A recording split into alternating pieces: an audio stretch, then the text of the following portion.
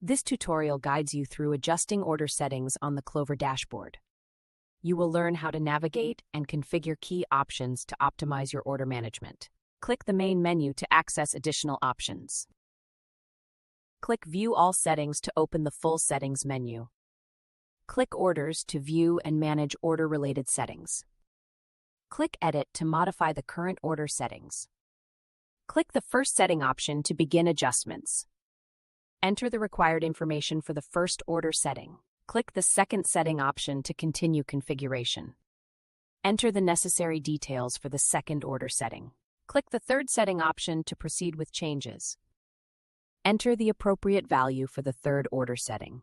Click Save to apply the changes made to the order settings. Click Edit to modify further order settings as needed. Click the additional setting option to adjust more preferences.